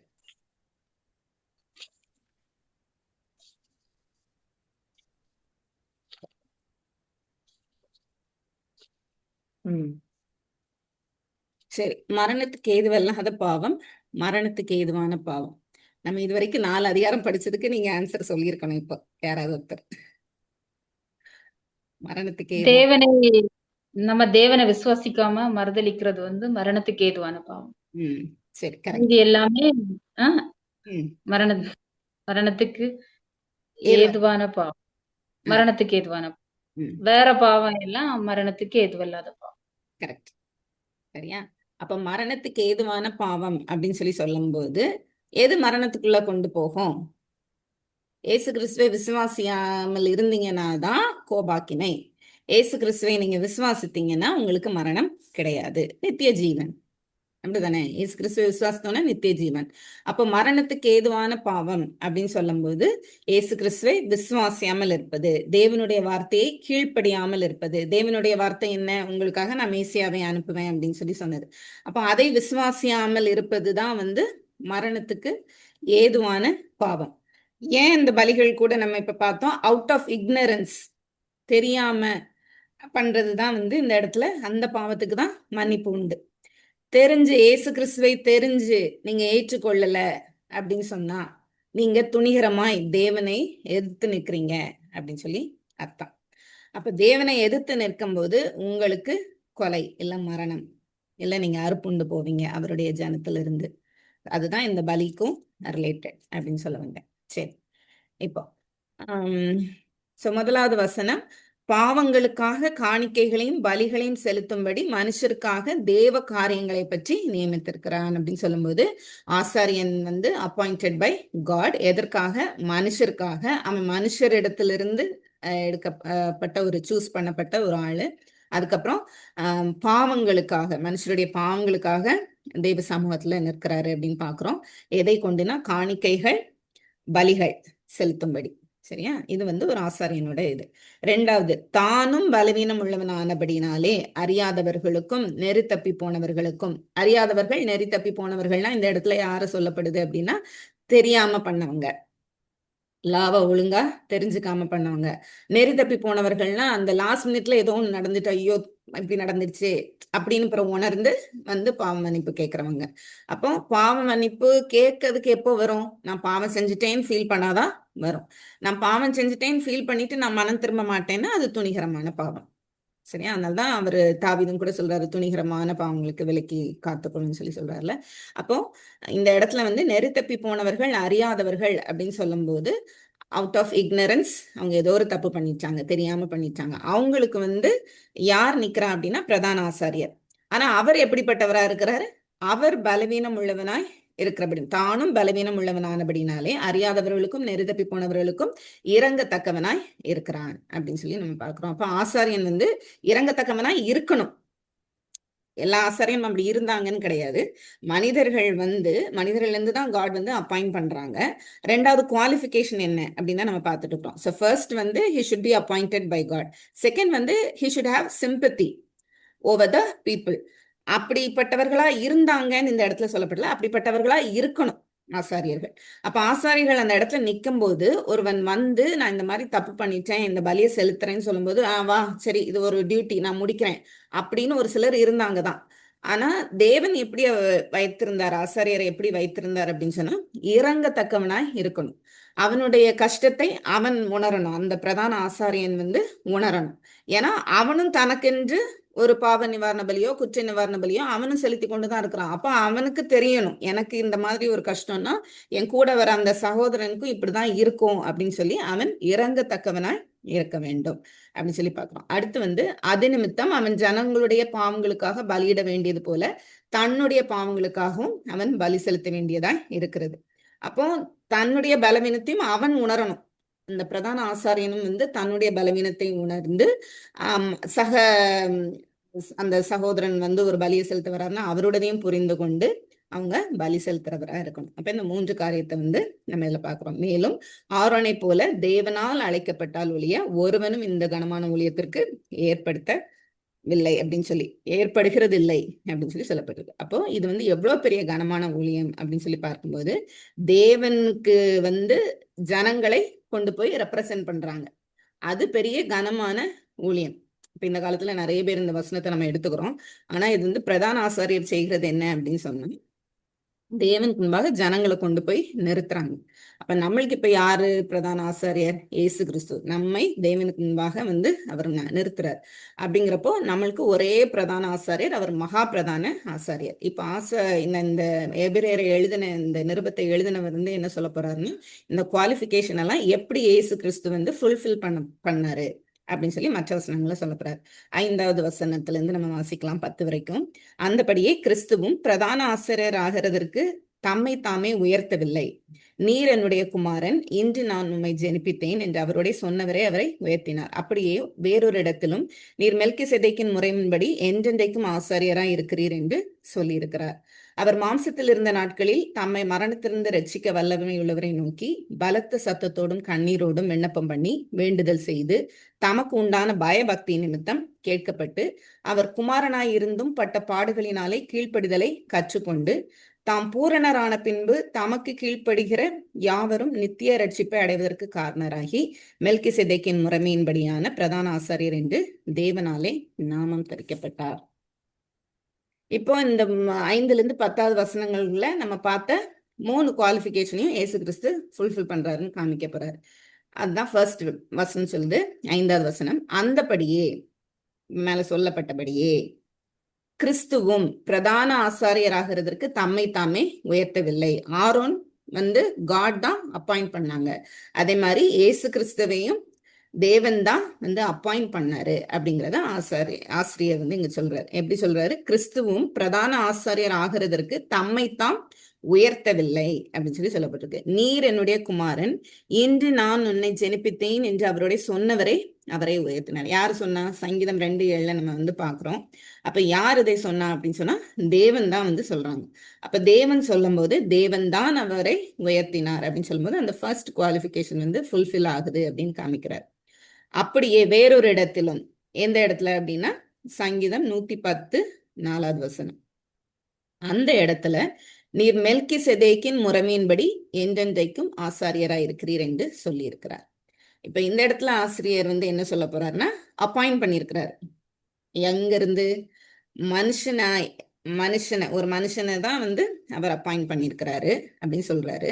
இவர் என்னுடைய குமாரன் அப்படின்னு சொல்லும் போது நம்ம ஃபர்ஸ்ட் அதிகாரத்திலே பார்த்தோம், தேவதூதர்களுக்கு மேலான நாமத்தை இயேசு கிறிஸ்துவுக்கு தேவன் கொடுத்தார் அப்படின்னா அது என்ன நாமம்னு பார்த்தோம்? குமாரன், என்னுடைய குமாரன் அப்படிங்கிற நாமம் அப்படின்னு பார்த்தோம். அதை இந்த இடத்துல இவர் சொல்லிட்டு அடுத்து சொல்றாரு, இப்ப ஆரோனுடைய குடும்பத்தில இருந்து வரல, லேவி கோத்திரத்தில இருந்து வரல, இதெல்லாம் யூதர்களுடைய ஒரு கொஸ்டினா இருந்தது. இப்ப இங்க ஆசிரியர் என்ன சொல்றாரு அப்படின்னா, நீங்க படித்த வேதத்திலிருந்து, சங்கீதம் 2 நீங்க அக்செப்ட் பண்றீங்களா? இவர் என்னுடைய குமாரன், தேவதூதர்களின் பெரியவர் அப்படின்னு சொல்லியாச்சுல. இப்ப அடுத்தது சொல்றாரு, இவர் மெல்கிசேதேக்கின் முறைமையின்படி என்றென்றைக்கும் அப்படின்னு சொல்றாரு. அது என்னது மெல்கிசேதேக்கின் முறைமையின்படி? ஒரே தரம் தன்னை பலியாக ஒப்பு கொடுத்தவர் முறைமை.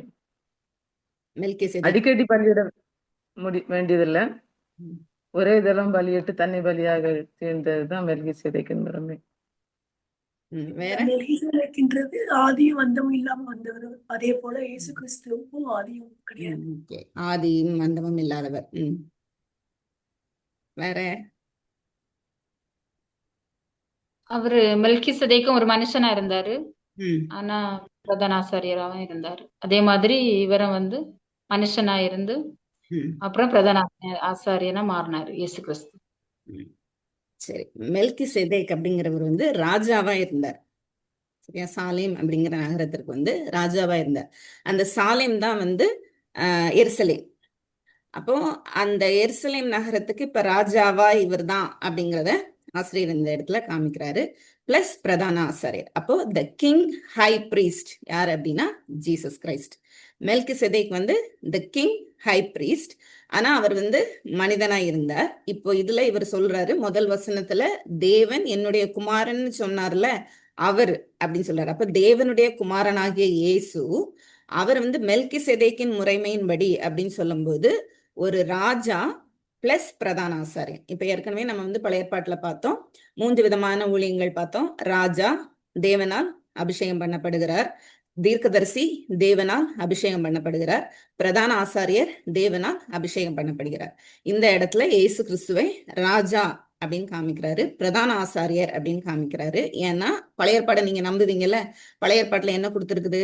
அவர் மெல்கிசேதேக்கின் முறையின்படி வருவார் அப்படின்னு சொல்லும்போது இவர் ராஜா அப்படின்னு சொல்றார். அப்ப இவர் ராஜா, பிரதான ஆசாரியர். இவர் எப்படி இருப்பாரா? என்றென்றைக்கும் இருப்பாருன்னு தேவன் பழைய ஏற்பாட்டுல சொல்லியிருக்கிறார் சங்கீதத்துல. அப்ப என்றென்றைக்கும் அப்படின்னு சொல்லும்போது அடுத்த ஒரு வார்த்தை வந்து இட்டர்னல், நித்தியமாய் வந்து இவர் இருக்கிறார். அப்ப இவர் தேவன். ஆரோனுடைய சந்ததியில வர்றவங்க நித்தியமானவர்கள் கிடையாது, அவங்க ராஜா கிடையாது. அப்போ இவர் வந்து யாரு அப்படின்னு சொன்னா இந்த 2வது ஆபீஸை வந்து அவர் ஃபுல்ஃபில் பண்றார், ஊழியத்தை. எதை அப்படின்னு சொன்னா இந்த ராஜா அப்படிங்கிறது. அப்ப பிரதான ஆசாரியர், அதாவது ஆசாரிய ஊழியம், அடுத்து வந்து ராஜா அப்படிங்கிற ஒரு காரியத்தை வந்து இந்த இடத்துல காமிக்கிறார். அப்ப என்றென்றைக்கும் அப்படின்னு சொல்லும்போது நித்தியமாய் வந்து இவர் ஆசாரியராய் இருக்கிறார் அப்படின்னு சொல்றாரு. அவர் மாம்சத்தில் இருந்த நாட்களில் தம்மை மரணத்தினின்று ரட்சிக்க வல்லமை உள்ளவரை நோக்கி பலத்த சத்தத்தோடும் கண்ணீரோடும் விண்ணப்பம் பண்ணி வேண்டுதல் செய்து தமக்கு உண்டான பயபக்தி நிமித்தம் கேட்கப்பட்டு அப்படின்னு சொல்லப்பட்டிருக்கு. அப்போ நம்ம ஃபர்ஸ்ட் பாயிண்ட் வந்து he should be appointed by God. ஆமா, ஏசு கிறிஸ்து அப்பாயிண்ட் பண்ணப்பட்டாரு. அவர் மனுஷனா வந்தாரு, ஆனா அவர் ராஜாவா இருக்கிறாரு, அவர் பிரதான ஆசாரியரா இருக்கிறாரு, அவர் நித்தியமா இருக்கிறாரு, தேவனால் அப்பாயிண்ட் பண்ணப்பட்டாரு. ஏன்னா தேவன் வந்து என்னுடைய குமாரன் சொன்னவர், அவர் தான் இப்ப இவருக்கு வந்து மெல்கிசேதேக்கின் முறைமையின்படி என்றென்றைக்கும் ஆசாரியரா இருப்பாருன்னு சொல்லியிருக்கிறார். ஸோ ஃபர்ஸ்ட் பாயிண்ட் வந்து ஜீசஸ் கிரைஸ்ட் வந்து குவாலிஃபை பண்ணியாச்சு. செகண்ட் பாயிண்ட் வந்து என்னன்னா சிம்பத்தி அப்படின்னு சொன்னேன், பரிதபிக்கக்கூடிய ஒரு ஆசாரியர் அப்படின்னு சொல்லி. அப்ப எப்ப வந்து பரிதபிக்க முடியும்? நம்மளுக்கு அதே கஷ்டத்துக்குள்ள நம்ம கடந்து போனாதான் அடுத்தவங்களோட கஷ்டத்தை, அந்த கஷ்டத்துக்குள்ள போகும்போது நம்மளுக்கு அந்த வேதனை இவ்வளவு கஷ்டமா இருந்துச்சு, அப்ப அவங்களும் அதே வேதனையில இருப்பாங்கங்கிறது புரியும். அப்ப இறங்கத்தக்கவனாய் இருக்கணும் ஆசாரியன் அப்படிங்கிறது தான் 2வது குவாலிஃபிகேஷன். பரிதபிக்கணும், இறங்கத்தக்கவனாய் இருக்கணும் அப்படின்னு சொல்லி. அததான் 7வது வசனத்துல பார்க்கிறோம். அவர் மாம்சத்தில் இருந்த நாட்களில், ஏன் இந்த இடத்துல அப்படி சொல்லப்பட்டிருக்கு? அவர் மாம்சத்தில் இருந்த நாட்களில் அப்படின்னு ஏன் சொல்லப்பட்டிருக்கு அப்படின்னா, மாம்சத்தில் இருந்த நாட்கள்னா அப்ப இடப்பட்ட ஏதோ ஒரு நாள், அப்போ அதுக்கு முன்னாடியும் சரி அதுக்கு பின்னாடியும் சரி, அந்த நாட்களுக்கு முன்னாடியும் சரி பின்னாடியும் சரி அவர் இருந்திருக்கிறார் அப்படிங்கறத வந்து இந்த இடத்துல ஆசிரியர் வந்து சொல்றார். அப்ப அவர் மாம்சத்தில் இருந்த நாட்களில், அது ஒரு கொஞ்ச நாட்கள் தான், அந்த நாட்களில் தம்மை மரணத்தினின்று ரட்சிக்க வல்லவரை நோக்கி. மரணத்தினின்று ரட்சிக்க வல்லவர் அப்படிங்கிற போது இந்த இடத்துல எதை குறிக்கிறார் அப்படின்னா, தம்மை உயிர்த்தெழ பண்ணுகிறவரை நோக்கி. மரணத்திலிருந்து மீட்க தேவனால் தான் முடியும். அப்ப மரணத்தினின்று ரட்சிக்க வல்லமை உள்ளவரை நோக்கி அப்படின்னும் போது தேவனை நோக்கி பலத்த சத்தத்தோடும். அப்போ அவர் வந்து அந்த நைட் கெத்செமனே தோட்டத்துல போய் அவர் அழுறாரு, அழுது ஜெபம் பண்றாரு. அவர் வந்து ஜெபம் பண்ணும்போது அவருடைய வேர்வை இரத்த துளியாய் விழுந்தது அப்படின்னு சொல்லி சொல்லும் போது அவர் அவ்வளவு தூரம் நெருக்கப்படுகிறாரு. எப்படி, என்ன நெருக்கப்பட்டிருப்பாரு?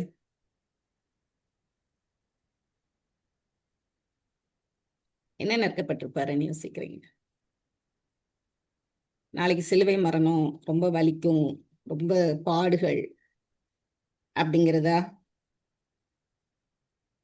என்ன கொடுத்துருக்குன்னா பலத்த சத்தத்தோடும் கண்ணீரோடும் விண்ணப்பம் பண்ணி. விண்ணப்பம்னா நம்ம ஏற்கனவே பார்த்துருக்குறோம், ஒரே ஒரு ப்ரேயர் ரெக்வெஸ்ட் வச்சு அதற்காக வந்து தேவனிடத்துல கேட்கறது. சரியா? அப்ப அவர் வந்து விண்ணப்பம் பண்ணி வேண்டுதல் செய்து தமக்குண்டான பயபக்தி நிமித்தம் அப்படின்னு சொல்லி சொல்லப்பட்டிருக்கு. பயபக்தி அப்படின்னு சொல்லும்போது தேவன் மேல உள்ள ஒரு அன்பு, மரியாதை, மதிப்பு, கனம் எல்லாம் கொடுத்து அவரிடத்துல வந்து அவர் அழுதார். பலத்த சத்தத்தோடும் கண்ணீரோடும் வந்து இயேசு கிறிஸ்து அழுறார். ஏன் அப்படின்னு சொல்லி பார்த்தோம் அப்படின்னு சொன்னா, அவர் சிலுவைக்கு போகிறதுக்கு வரைக்கும் அவர் வந்து பாவத்தினால நெருக்கப்படுகிறாரு. சத்ரு கொண்டு வருகிற எல்லா போராட்டங்களினாலும் அவர் நெருக்கப்படுகிறாரு. ஆனா பாவம் இல்லாதவரை அவர் இருக்கிறார். அவர் தேவன் தானே, அதனால அவர் பாவம் இல்லாதவரை இல்ல, அவர் மனிதனாகவும் இருந்தார். அப்போ ஒரு பாவம் நெருக்கும் போது எப்படி நம்மளுடைய மனசு அங்கலாய்க்குதுங்கிறது நம்மளுக்கு தெரியும். அப்படிதானே? ஒரு காரியத்தை வந்து ஐயோ இது வந்து நம்ம இப்படி பேசக்கூடாதுன்னு முடிவு எடுத்தோம், 2 மணி நேரம் தான் அதுக்குள்ள இப்படி வந்துடுச்சு அப்படிங்கிறது வந்து நம்ம மனசு அவ்வளவா பாதிக்கும். நம்ம கடவுளுடைய பிள்ளையா இருக்கும்போது அது வந்து நம்மளுக்கு ரொம்ப பாதிக்கும். இப்ப இயேசு கிறிஸ்து அதே ஒரு இதுக்குள்ள போகும்போது நம்ம பாவம் செஞ்சிடறோம். ஒரு 2 மணி நேரம் கண்ட்ரோல் பண்ணிட்டு 2 மணி நேரத்துல ஐயோ இதை பண்ணிட்டோம் அப்படின்னு போயிருது. ஆனா இயேசு கிறிஸ்து பாவம் இல்லாதவராய் வந்து அவர் இருந்தார் அப்படின்னு சொல்லி வசனம் சொல்லுகிறது.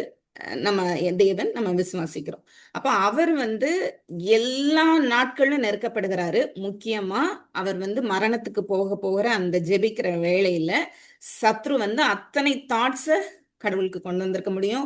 நாளைக்கு வந்து எல்லாருடைய பாவத்தையும் அவர் சுமக்க போறாரு. தேவன் தன்னிடத்துல இருந்து எடுத்துக்கொள்ளப்பட போகிறாரு. எல்லா இருளும் அவர் மேல சுமர போகிறது. அப்ப எத்தனை காரியங்கள் அவருக்குள்ள இருக்கும். வலி வேதனைகள் பிசிக்கலா தாண்டி மென்டலி ஆஸ் எ ஹியூமன் பீயிங்கும் வந்து அவர் நெருக்கப்படுகிறார். அப்போ ஒரு இடத்துல ரோமர்லன்னு நினைக்கிறேன், அவர் வந்து சொல்வாரு, நீங்க வந்து ரத்தம் சிந்துவதற்கு ஏதுவாக நீங்க இன்னும் பாடுபடலையே அப்படின்னு சொல்லி. எபிரேயர்ல தானே உம் ஆமா, எபிரேயர் 12:4 பாவத்திற்கு விரோதமாய் போராடுகிறதில் இரத்தம் சிந்தப்படத்தக்கதாக நீங்கள் இன்னும் எதிர்த்து நிற்கவில்லையே அப்படின்னு சொல்லப்பட்டிருக்கு. அப்போ அந்த மாதிரி இயேசு கிறிஸ்து வந்து நெருக்கப்பட்டார். அப்போ அவர் அவ்வளவு தூரம் நெருக்கப்படும் போது அவர் அவ்வளவு வேதனைக்குள்ள போறதுனாலதான் அவர் வந்து பலத்த சத்தத்தோடும் அவர் அழுதாரு. இயேசு கிறிஸ்து நம்ம சின்ன பிள்ளையில இயேசு கண்ணீர் விட்டார் அப்படின்னு சொல்லி கொடுப்போம். அந்த ஒரு வசனத்துல வந்து அவர் கண்ணீர் விட்டுட்டாரு அப்படின்னு சொல்லி. ஆனா அவர் இவ்வளவாய் வந்து வேதனைக்குள்ள கடந்து போனார் அப்படிங்கிறது சோதனைக்காரன் வந்து சோதித்தான் அந்த முதல் இதுல அப்படி நம்ம முடிச்சிருவோம். நம்ம இருந்து அவர் சோதிக்கப்பட்டார் அப்படின்னு. ஆனா அவர் ஒவ்வொரு நாளும் ஒவ்வொரு நிமிஷமும் ஒவ்வொரு நொடி பொழுதும் அவர் வந்து ஒரு மனிதனாதான் இருந்தாரு. அதனால அவர் சோதிக்கப்படுகிறார். சோதிக்கப்படுகிறதுங்கிறது என்ன அப்படின்னா temptations to make us away from God. நம்ம கர்த்தர்கிட்ட இருந்து பிரிந்து போகும்படியா நம்மளை இழுக்கிறது தான் வந்து டெம்டேஷன். அதை வந்து இயேசு கிறிஸ்து கடந்து போனார்.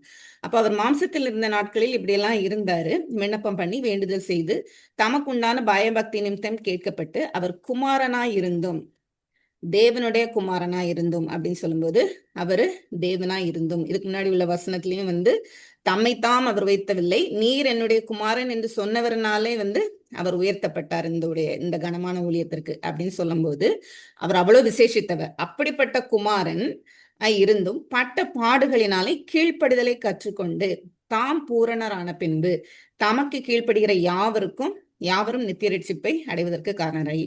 கீழ்ப்படிதலை கற்றுக்கொண்டு அப்படின்னு சொல்லப்பட்டிருக்கு. அப்ப கீழ்ப்படிதலை கற்றுக்கொண்டு அப்படின்னு சொல்லும்போது என்ன தோணும்?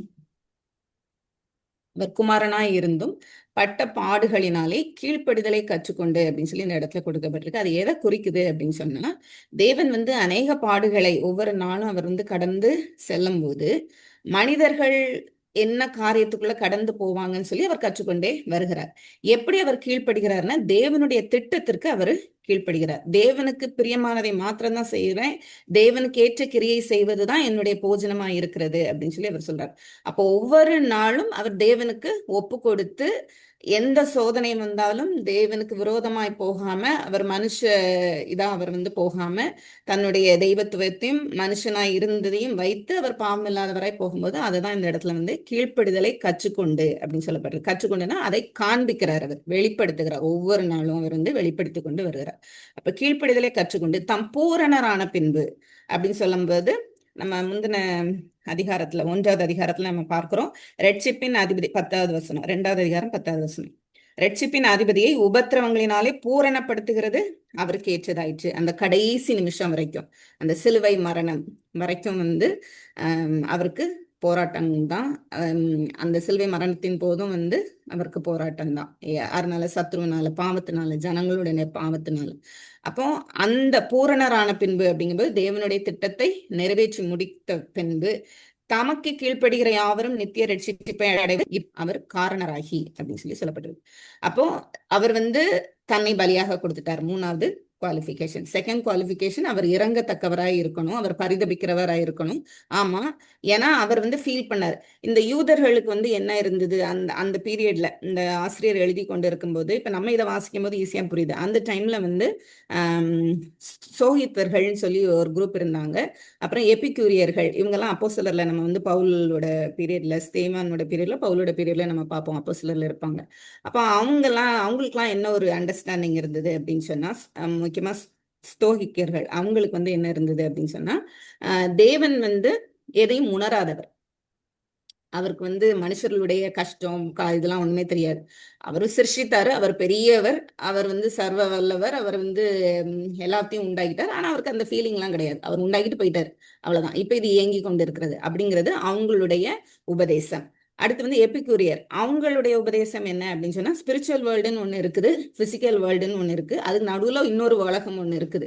அந்த உலகத்துலதான் தேவன் வந்து வாழ்ந்து கொண்டிருக்கிறாரு. அவர் ஸ்பிரிச்சுவல் வேர்ல்டையும் கண்டுக்க மாட்டாரு, பிசிக்கல் வேர்ல்டையும் கண்டுக்க மாட்டாரு. அவர் ரெண்டையும் கிரியேட் பண்ணியிருக்கிறார், ரெண்டும் இயங்கி கொண்டிருக்கிறது.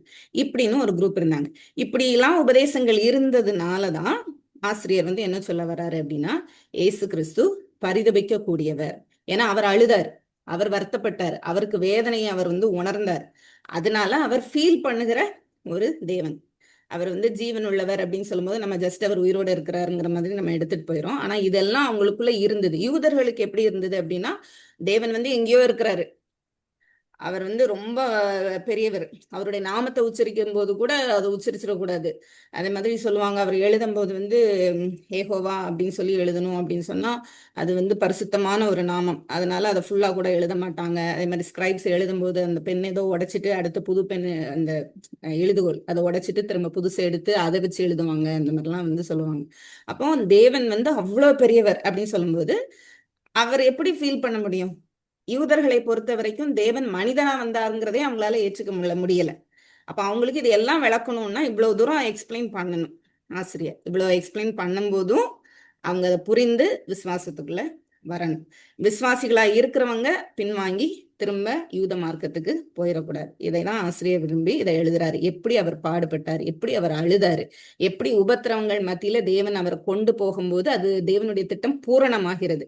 ஏன் பூரணமாகணும் அப்படின்னு சொன்னா எனக்கு ரட்சிப்பு கிடைக்கணும், அந்த ரட்சிப்பு நித்தியமானதா இருக்கணும். அதுக்கு காரணர் இந்த பிரதான ஆசாரியர் அப்படின்னு சொல்லி அவர் சொல்றார். 10வது வசனம், மெல்கிசேதேக்கின் முறைமையின்படியான பிரதான ஆசாரியர் என்று தேவனாலே நாமம் தரிக்கப்பட்டார். அப்ப முதல் நாமம் வந்து குமாரன். இப்பொழுது அடுத்து வந்து மெல்கிசேதேக்கின் முறைமையின்படி பிரதான ஆசாரியர் என்கிற நாமத்தை தேவன் அவருக்கு கொடுத்தார். அப்ப மனிதனாய் வந்தாருங்கிறதுக்கு உங்களால ஏற்றுக்கொள்ள முடியல. முதல்ல ஒரு சில அதிகாரங்கள்ல வந்து அவர் அதுக்கு எக்ஸ்பிளனேஷன் கொடுத்துட்டாரு. இப்போ பிரதான ஆசாரியர்னு உங்களால ஏற்றுக்கொள்ள முடியல. ஏன்னா அவங்களோட மார்க்கத்துல பிரதான ஆசாரியர் தான் முக்கியம். ஏன்னா பாவ மன்னிப்பு அவங்கதான் வந்து தேவனிடத்துல பெற்று தராங்க அப்படின்னு சொல்லி. அப்ப இந்த இயேசு கிறிஸ்து எப்படி பிரதான ஆசாரியரா இருந்தாரு, எப்படி அவர் வந்து தேவனால் அப்பாயிண்ட் பண்ணப்பட்டாரு, எப்படி வந்து பரிதபித்தாரு, ஏன்னா அவர் அந்த பாடுகளுக்குள்ள கடந்து போனார். அதனால இன்னைக்கு வரைக்கும் நம்மளும் ஒரு பாவத்துல வந்து விழுந்துடுறோம்னு சொல்லிட்டு நம்ம பயப்படுறோம், தேவன் தண்டிப்பாருன்னு. ஆனா அவருக்கு தெரியும், ஏன்னா அவர் அந்த இதுல வந்து கடந்து போனதுனால அவருக்கு தெரியும். நம்ம விழுந்துட்டு நம்ம வேதனைப்படுறோம்ல, மனசு கஷ்டப்பட்டு திரும்ப அவர்கிட்ட போய் மன்னிப்பு கேட்கிறோம்ல, அதை அவர் ஏற்றுக்கொள்ளுகிறார். அதுதான் நம்மளுக்கு கிடைத்த கிருபை, பெரிய ஒரு பாக்கியம். விசுவாசிக்காதவங்களுக்கு கிடைக்காத ஒரு துரதிர்ஷ்டம். நம்மளுக்கு வந்து அந்த பாக்கியத்தை தேவன் வந்து கொடுத்திருக்கிறார். அப்போ நம்ம வந்து அந்த கிருபையை எண்ணி அவருடைய கிருபாசனே தண்டையில நம்ம தைரியமாய் சேர கடவோம். ஏன்னா அவர் வந்து நித்திய ரட்சிப்பை கொடுத்திருக்கிறார் அப்படின்னு சொல்லி பார்க்கிறோம். ஸோ இதுதான் வந்து இன்னைக்கு வந்து நம்ம பார்த்தோம். ஒரு சில வசனங்கள் மட்டும் சொல்றேன். கீழ்ப்படுகிற எல்லாருக்கும் தான் இப்போ இந்த நற்செய்தி, நமக்காக பிரதான ஆசிரியர் அவர் இருக்கிறாரு அப்படின்னு சொல்லிட்டு. நான் நேற்று ஒரு கேள்வி வந்து கேட்டிருந்தேன், எப்படி வந்து கீழ்ப்படியாமையை விசுவாசத்திற்கு வந்து சம்மந்தப்படுத்துறோம் அப்படின்னு சொல்லி. ஒரு சிலருக்கு வந்து டவுட்டு, விசுவாசித்ததுக்கு அப்புறம் நம்ம வந்து பாவம் பண்றோம்னா அதுவும் கீழ்ப்படியாமை தானே அப்படின்னு சொல்லிட்டு. ஆனா நான் சொன்ன மாதிரி வேதத்துல அநேக இடங்கள்ல கீழ்ப்படியாமை அப்படின்னு சொல்லும்போது, கீழ்ப்படியாதவர்களுக்கு தண்டனை அப்படின்னு சொல்லும்போது, கீழ்ப்படியாதவர்களுக்கு கோபாக்கினை, மரணம் அப்படின்னு சொல்றது வந்து அவிசுவாசிகளுக்கு, தேவனை விசுவாசியாதவர்களுக்கு. அதுக்கு ஒரு சில வசனங்கள் வந்து பார்க்கலாம். ரோமர் 1:7.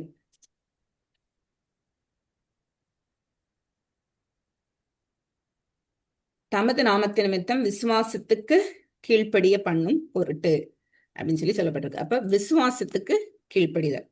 விசுவாசத்துக்கு கீழ்ப்படிதல்னா என்ன? இயேசு கிறிஸ்துவை விசுவாசிக்கிறேன் அப்படின்னு சொல்லி ஏற்றுக்கொள்கிறது. அப்புறம் ரோமர் 2:8, சண்டைக்காரராயிருந்து சத்தியத்திற்கு கீழ்ப்படியாமல் அநியாயத்திற்கு கீழ்ப்படிந்திருக்கிறவர்களுக்கோ உக்கிர கோபாக்கினை வரும். அப்ப நம்ம சத்தியத்துக்கு கீழ்ப்படுகிறோம் அப்படின்னா என்ன அர்த்தம்? இயேசு கிறிஸ்து சத்தியமானவர், அவரை விசுவாசிக்கிறோம். அந்த சத்தியம் வந்து என்ன சொல்லுது? என்னுடைய உபதேசத்துல நிலைத்திருங்கள், சத்தியம் உங்களை விடுதலையாக்கும் அப்படின்னு சொல்லி. சத்தியத்தையும் அறிவீர்கள், சத்தியம் உங்களை விடுதலையாக்கும். எதுல இருந்து விடுதலையாக்கும்? பாவத்துல இருந்து விடுதலையாக்கும். அப்ப நம்மளுக்கு மரணம் கிடையாது, கோபாக்கினை கிடையாது. அப்ப சத்தியத்திற்கு படியாமல் அநியாயத்துக்கு கீழ்பட்டிருக்கிறவர்கள் அப்படின்னு சொல்லும்போது அவிசுவாசிகள். அடுத்து ரோமர் 6:17, முன்னே நீங்கள் பாவத்திற்கு அடிமைகளாயிருந்தும் இப்பொழுது உங்களுக்கு ஒப்புவிக்கப்பட்ட உபதேச சட்டத்திற்கு நீங்கள் மனப்பூர்வமாய் கீழ்ப்படிந்ததினாலே தேவனுக்கு ஸ்தோத்திரம் அப்படின்னு சொல்றாரு. அப்ப மனப்பூர்வமாய் கீழ்ப்படுகிறது அப்படின்னா என்ன? இயேசு கிறிஸ்துவை விசுவாசிக்கிறது, மனப்பூர்வமாய் ஏற்றுக்கொள்கிறது. அதுதான் வந்து இந்த இடத்துல கொடுக்கப்பட்டிருக்கு. மனப்பூர்வமாய் கீழ்ப்படிந்ததுனாலே தேவனுக்கு ஸ்தோத்திரம்.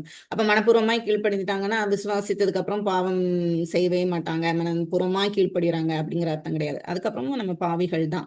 ஆனா இப்ப நம்ம இந்த பிரதான ஆசாரியர் வந்து எப்படி வந்து பாடுபட்டார், அதனால நம்ம போய் நிற்கும் போது நம்மளுக்காக பரிதாபிக்கக்கூடிய, இறங்கக்கூடிய ஒரு ஆசாரியர் அவர். அடுத்து 10:16.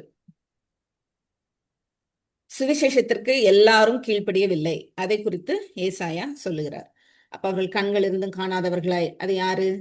சுவிசேஷத்தை ஏற்றுக்கொள்ளாதவர்கள், சுவிசேஷத்துக்கு கீழ்ப்படியாதவர்கள். அப்ப கீழ்ப்படியாதவர்கள்னா யாரு? இயேசு கிறிஸ்துவை விசுவாசியாதவர்கள். அடுத்து 1 தெசலோனிக்கேயர் 1:6-8.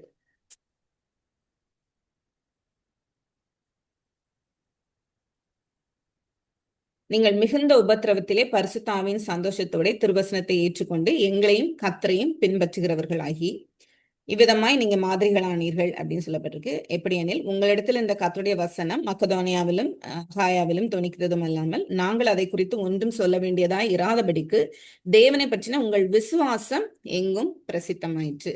6வது வசனத்துல நம்ம பார்க்கிறோம், நீங்க திருவசனத்தை ஏற்றுக்கொண்டு எங்களையும் கர்த்தரையும் பின்பற்றுகிறவர்களாகி அப்படிங்கப்போ அவருடைய உபதேசத்தை நீங்க ஏற்றுக்கொண்டீங்க, பின்பற்றுகிறீங்க. இப்ப நீங்க விசுவாசிக்கிறீங்க அப்படிங்கறத இந்த இடத்துல சொல்றாரு. அதே போல 2 தெசலோனிக்கேயர் 1:8. கர்த்தராகிய இயேசு தமது வல்லமையின் தூதரோடும் ஜுவாலி தெரிகிற அக்னியோடும் வானத்திலிருந்து வெளிப்படும் போது அப்படி ஆகும். எப்படி ஆகும்? 6வது வசனத்துல சொல்லியிருக்கு, உபத்திரவப்படுத்துகிறவர்களுக்கு உபத்திரவத்தையும் உபத்திரவப்படுகிற உங்களுக்கு, அதாவது விசுவாசிகள் இயேசு கிறிஸ்துவை ஏற்றுக்கொண்டவங்களை உபத்திரவப்படுத்துறாங்க ஒரு குரூப். அந்த குரூப் யாருன்னா இயேசு கிறிஸ்துவை விசுவாசியாதவர்கள், கீழ்ப்படியாதவர்கள், தேவனுடைய வார்த்தைக்கு கீழ்ப்படியாதவர்கள், இயேசு கிறிஸ்துவை நிராகரித்தவர்கள். அவர்களுக்கு உபத்திரவத்தையும் உபத்திரவப்படுகிற உங்களுக்கு இளைப்பாறுதலையும், நம்ம ஏற்கனவே பார்த்தோம், இளைப்பாறுதல்ங்கிறது ஆவிக்குரிய ஒரு இளைப்பாறுதலையும் பிரதிபலனாக கொடுப்பது தேவனுக்கு நீதியா இருக்கிறது. அந்த உபத்திரவப்படுத்துகிறாங்கல்ல கீழ்ப்படியாதவங்க, அவிசுவாசிகள், அவர்களுக்கு தான் என்னது 8வது வசனத்துல கர்த்தராகிய இயேசு தமது வல்லமையின் தூதரோடும் ஜுவாலி தெரிகிற அக்னியோடும் வானத்திலிருந்து வெளிப்படும் போது அப்படி ஆகுங்கிற போது 7வது வசனத்துல கொடுக்க நீதியுள்ள ஆக்கினை அப்படின்னு சொல்லி. வேதத்துல இன்னும் கூட வசனங்கள் இருக்கு. எபேசியர் 2:2.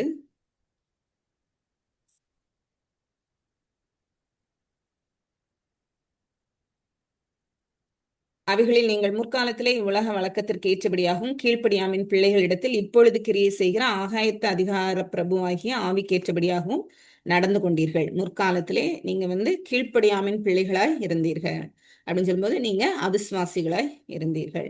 அதே போல எபேசியர் 5:6. இப்படிப்பட்டவைகளின் நிமித்தம் கீழ்ப்படியாமையின் பிள்ளைகள் மேல் தேவ கோபாக்கினை வரும். அப்ப கீழ்ப்படியாமையின் பிள்ளைகள் யாரு? விசுவாசியாதவர்கள். விசுவாசித்து தேவனுடைய கட்டளைக்கு கீழ்ப்படியாதவர்கள் அல்ல, விசுவாசியாதவர்கள் தான் கீழ்ப்படியாமையின் பிள்ளைகள். கொலோசையர் 3:6. இவைகளின் பொருட்டை கீழ்ப்படியாமையின் பிள்ளைகள் மேல் தேவ கோபாக்கினை வரும். சரி, அப்ப கீழ்ப்படியாமை அப்படிங்கிறது தான் மரணத்துக்கு ஏதுவான பாவம். ஏன் கீழ்ப்படியலைன்னா தேவன் சாட்சி கொடுத்திருக்கிறார் இயேசு கிறிஸ்துவை குறித்து. அதை நீங்க நிராகரிக்கிறீங்கன்னா தேவன் இல்லை அப்படின்னு சொல்லி நீங்க அவருக்கு எதிர்த்து நிற்கிறீங்க. அப்ப இப்ப நம்ம விசுவாசிகள் பாவம் செய்யறோம் தான், ஆனா மனதுல உணர்த்தப்படுகிறோம். நம்மளுக்காக ஒருத்தர் இவ்வளோ பாடுபட்டாருங்கிறத உணர்றோம், அவரிடத்துல போய் நம்ம மன்னிப்பு கேட்கிறோம். அது நம்மளுக்குரிய கிருபை. அந்த கிருபாசன தண்டையில தைரியமாய் நம்ம போய் சேர்றோம் அப்படின்னு சொன்னா இயேசு கிறிஸ்துவனாலதான். ஏன்னா அவர் பிரதான ஆசாரியராய் தன்னை ஒப்பு கொடுத்தார். அவர் மகா பிரதான ஆசாரியர். அவர் ராஜரீக பிரதான ஆசாரியர் மெல்கிசேதேக்கின் முறைமையின்படி. இப்பொழுதும் எனக்காக தேவனுடைய வலப்பாசில் உட்கார்ந்து இருக்கிறார். எல்லாவற்றையும் செய்து முடித்து உட்கார்ந்து எனக்காக பரிந்து பேசுகிறவராய் இருக்கிறார். அதனால நம்ம தப்பு செய்யும் போது ஏதோ ஒரு குற்றம் செஞ்சிட்டோம் அப்படின்னு சொன்னா உடனே அது போய் அவரிடத்துல நம்ம நிற்கணும். நம்மகிட்ட ஒரு கில்ட் இருக்கக்கூடாது. ஒரே தப்ப திரும்ப திரும்ப செய்து மன்னிப்பு கேட்டுட்டே இருப்போம் எத்தனையோ தடவை. அப்படி மன்னிப்பு கேட்கும் போது ஒரு கட்டத்துல எப்படி போய் அவர்கிட்ட நிக்கிறது, எத்தனை தடவை இதையே செய்யறோம் அப்படின்னு நம்ம நினைக்கலாம். ஆனா தேவன் நம்ம போய் நிக்கிறது தான் விரும்புகிறாரு. ஏன்னா தேவன் ஒரு இடத்துல சொல்றாரு, உன்னுடைய சகோதரன் ஒரே நாள்ல 7 தரம் தன்னை தப்பு பண்ணிட்டேன்னு சொல்லி மனஸ்தாபப்பட்டு உன்னிடத்துல மன்னிப்பு கேட்டா நீ அவனை மன்னி அப்படின்னு சொல்லி இயேசு கிறிஸ்து சொல்றாரு. அப்போ ஒரே நாள்ல 7 தரம் உன்னோட சகோதரன் வந்தா மன்னிக்கணுங்கிறது எதை காமிக்குது அப்படின்னு சொன்னா, ஒரே நாள்ல ஒரு சகோதரன் 7 தடவை மனஸ்தாபப்பட முடியும் தப்பு பண்ணிட்டோம் அப்படின்னு சொன்னா நம்மளும் அப்படிப்பட்டவர்கள் தான். அப்ப எத்தனை தடவை வேணாலும் நம்ம வந்து மனஸ்தாபப்படலாம், தப்பு பண்ணலாம். ஆனா கொஞ்சம் கொஞ்சமா பரிசுத்த ஆவியானவர் வந்து நமக்குள்ள கிரியை செய்து நம்மளை மாற்றுகிறத நம்மளே உணர முடியும். எப்போ நம்ம ஒவ்வொருத்தரையும் உணர்ந்து மன்னிப்பு கேட்கும்போது. துணிகரமான பாவம் அப்படிங்கிறது வந்து நான் வந்து தப்பு செய்ய என்ன வேணாலும் நான் பாவம் செய்யலாம், அவர் தான் மன்னிக்கிறவர்ல அப்படின்னு சொன்னா நீங்க விசுவாசத்துக்குள்ளே வரல. அவிசுவாசிகள் தான். விசுவாசிக்குள்ள வந்தோம், விசுவாச வாழ்க்கைக்குள்ள நம்ம வந்தோம் அப்படின்னு சொன்னா நம்ம பாவம் செய்யும்போது உணர்த்தப்படுவோம். நமக்குள்ள ஒரு ஏக்கம் வரும், ஐயோ தேவனுக்கு பிரியமில்லாம நம்ம பண்றோமே, இன்னும் பரிசுத்தமாக வேண்டும் அப்படின்னு சொல்லி. இதுதான் வந்து அந்த வித்தியாசம் அவிசுவாசிகளுக்கும் விசுவாசிகளுக்கும். அதனாலதான் இவரு பவுல் வந்து சொல்றாரு, அப்போ தேவனுக்கு கிருபை இருக்குன்னா அப்ப பாவம் செய்யலாமா, அப்படி சொல்லக்கூடாதே அப்படின்னு சொல்லி அவர் வந்து ரோமர் 6 நினைக்கிறேன் அதுல விளக்கம் கொடுக்குறார். அதனால நம்ம விசுவாசிகள் பாவம் செய்கிறவர்கள் தான். ஆனா தேவன் வந்து நமக்குள்ள கிரியை செய்து அதுல இருந்து விடுதலை கொடுக்க அவர் வல்லவராக இருக்கிறார். அவர் நம்மளை வந்து மாற்றுவார். கடைசியில போய் நம்ம பரிசுத்தமாய் நிறுத்த அவர் வல்லவர் அப்படின்னு சொல்லி எத்தனையோ இடங்கள்ல வசனம் இருக்கிறது. சார் நம்மளுக்கு ஒரு பிரதான ஆசாரியர், மகா பிரதான ஆசாரியர் இருக்கிறார் அப்படின்றதுதான் இன்னைக்கு கத்துட்டோம். எல்லாருக்கும் ஓகே தானா? புரிஞ்சிச்சா? ஏதாவது டவுட் இருந்துச்சா?